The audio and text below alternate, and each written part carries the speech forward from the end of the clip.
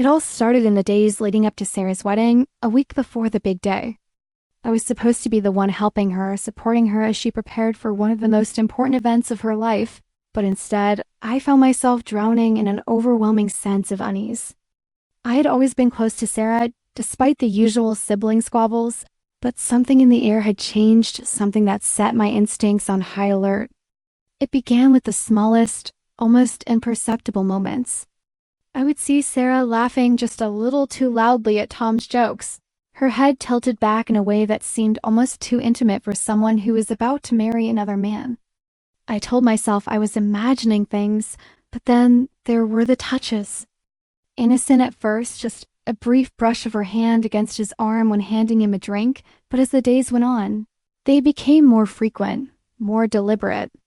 It was as if she was testing the waters, seeing just how far she could push things before anyone noticed.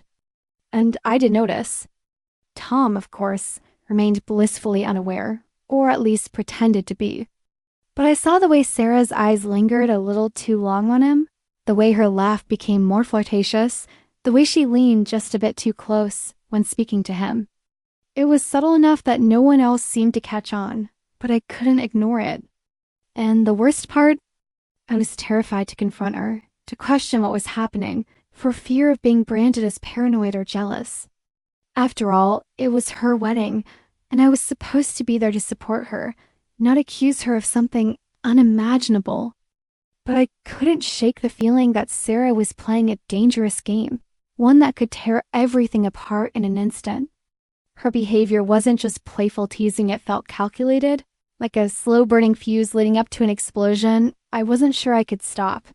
The tension between us, the unspoken knowledge that something was wrong, hung in the air like a thick fog, making everything feel suffocating and tense. Each time she looked at Tom, my stomach twisted and a knot tightened in my chest. And then it happened. One evening, as we all sat around the living room, Sarah let out a laugh that was far too loud and far too long. Her eyes locked with Tom's in a way that sent a cold shiver down my spine. I watched her reach out to place her hand on his knee, her fingers lingering for just a beat too long before she pulled them away.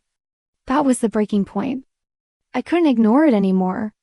I knew deep down that something had changed, that Sarah's actions weren't just harmless fun anymore, they were a betrayal in the making.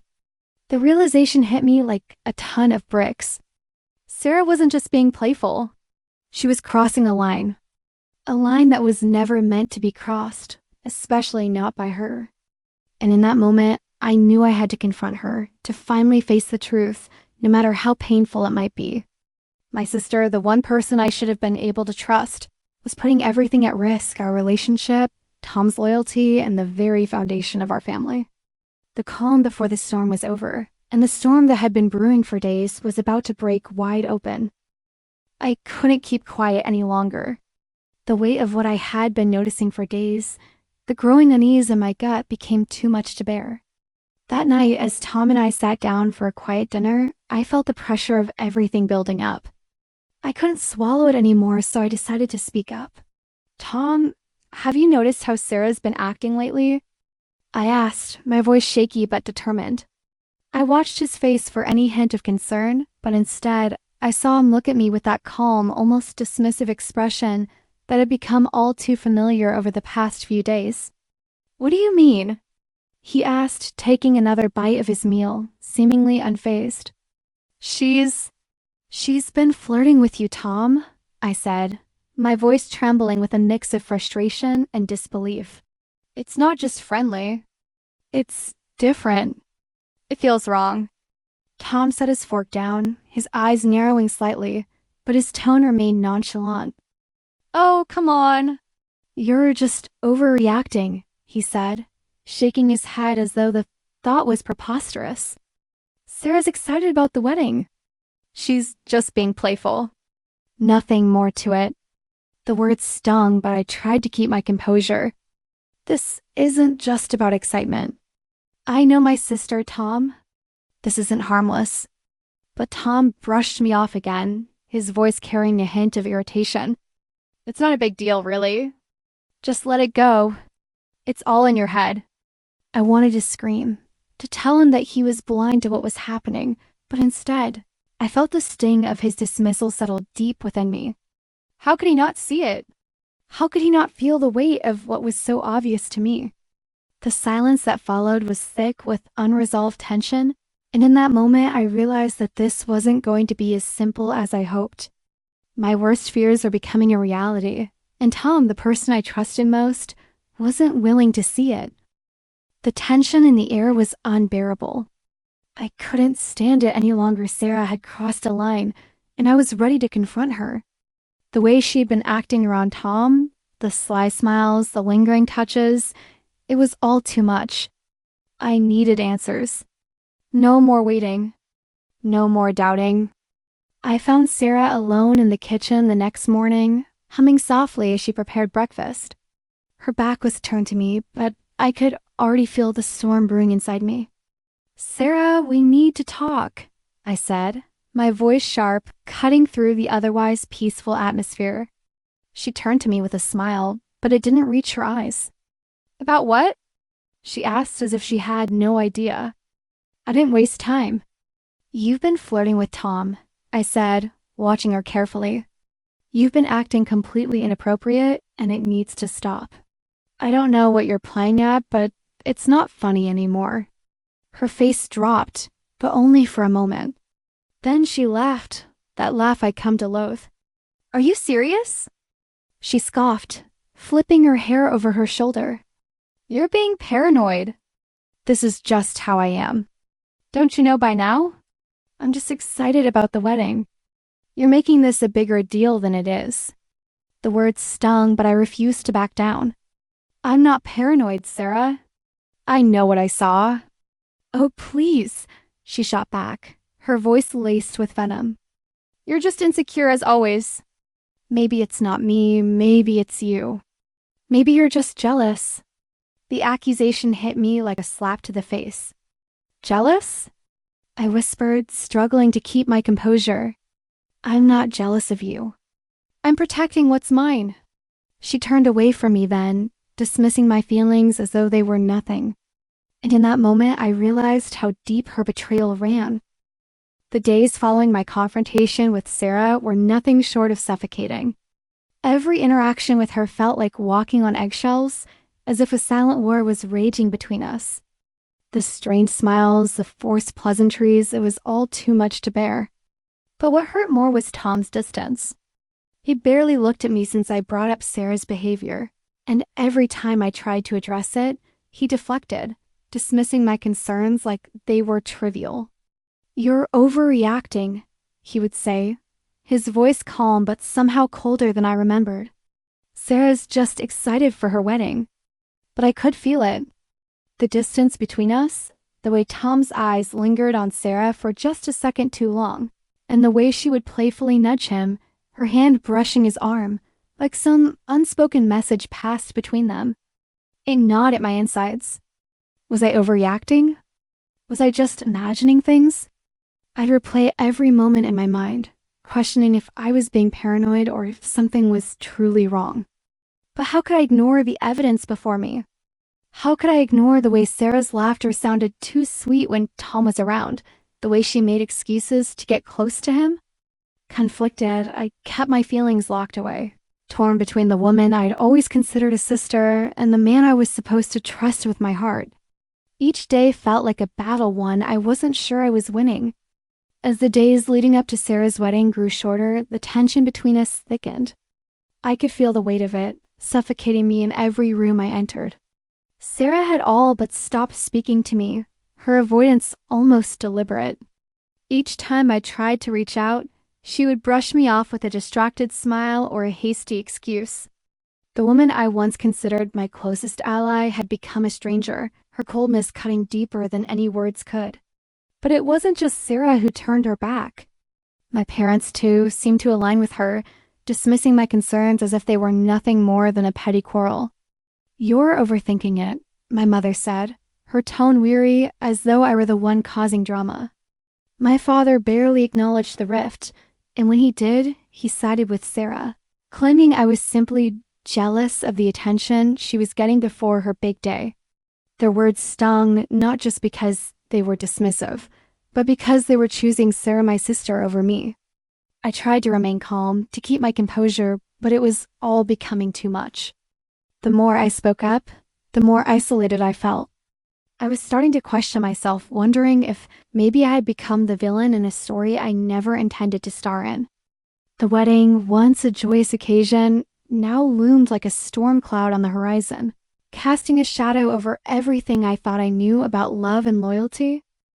The day before Sarah's wedding should have been filled with excitement and anticipation, but all I could feel was dread. My stomach churned as I walked down the hallway of the house, seeking a quiet place to collect my thoughts. Then I heard the unmistakable sound of hushed laughter coming from the living room. At first, I brushed it off, just Sarah and Tom, perhaps sharing a joke, trying to keep the mood light. But as I turned the corner, my heart dropped. There they were, Sarah and Tom, locked in a passionate embrace, their lips meeting in a kiss so intense. It left no room for doubt. The sight of them, entwined and oblivious to my presence, confirmed every suspicion that had been gnawing at me for weeks. The room seemed to spin as I stood frozen, the betrayal cutting through me like a knife. How could they? How could my own sister on the eve of her wedding betray me like this?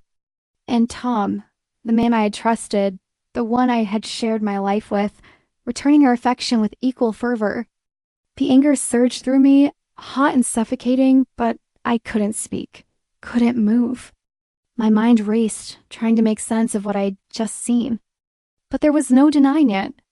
The truth was right in front of me, and it shattered everything I thought I knew. The betrayal was complete, and the wedding, which should have been a day of celebration, had already been poisoned beyond repair.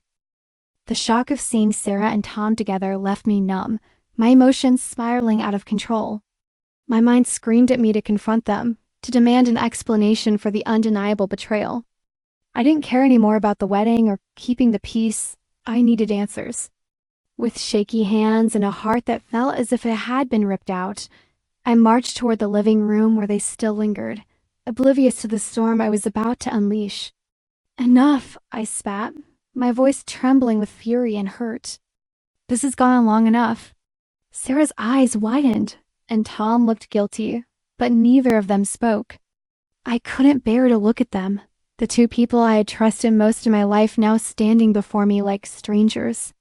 I've seen enough, I continued, the words tumbling out like poison. I'm done with both of you.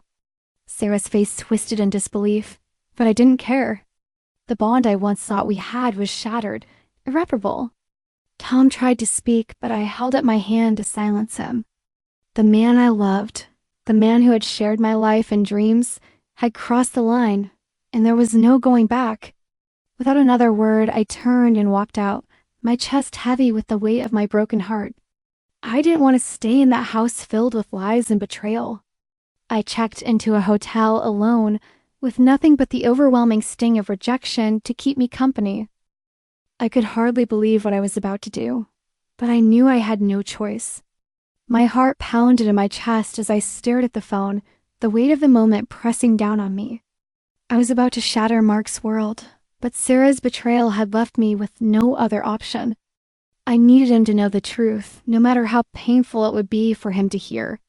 My fingers shook as I dialed his number, each ring echoing in my ear like a countdown to devastation.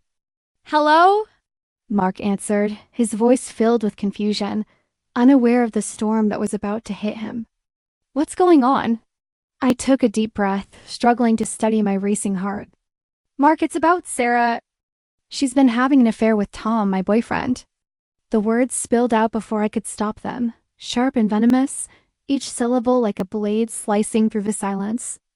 There was a long pause on the other end of the line, an eerie stillness that made my stomach churn. Mark didn't react immediately, and I could almost hear his mind racing, trying to process the impossible words I had just thrown at him. "What?" he finally whispered, his voice cracking with disbelief. Are you sure?" I could hear the shock in his voice, but there was no anger, no immediate reaction. He was stunned, reeling from the enormity of the betrayal, just as I'd been. "I need time to process this. he said quietly, before the line went silent. The aftermath of the betrayal had left me shattered, pieces of my trust scattered and broken like glass all around me. I stared blankly at the empty hotel room, the weight of it all pressing down on my chest, suffocating me. My sister, the one person I thought I could always count on, had crushed me in the most painful way possible. Tom, to my boyfriend, the man I had given my heart to, had shattered everything we had built together. How could they both do this to me? The questions burned in my mind, unanswered and relentless. I had always thought of myself as someone strong, someone who could handle anything life threw at me. But now, in the wake of the betrayal, I wasn't so sure. How could I possibly move forward from this? The future felt uncertain, a vast empty void stretching out before me. Would I ever trust anyone again? Would I be able to heal from this devastating wound they had inflicted? My heart felt like it was constantly on the verge of breaking, but it was still whole enough to feel the weight of the pain. The fallout with Sarah and Tom had left me questioning everything: my relationships, my choices, and myself. The foundation of my life had been torn apart, and I didn't know how to rebuild it. All I knew was that I had to move forward somehow. But how? How could I ever come to terms with what they had done and learn to trust again? The path ahead was unclear, and I was lost. The tension in the air was palpable as Sarah and Mark stood before the altar, the wedding guests eagerly awaiting the moment when they would say their vows. But just as the priest was about to begin, Mark raised his hand, silencing the room. His voice shook, but there was an undeniable intensity in it as he turned to face the crowd, his eyes burning with betrayal. "I can't do this," he said, his words echoing through the silent hall. Sarah's face paled as she tried to reach for him, her eyes wide with panic.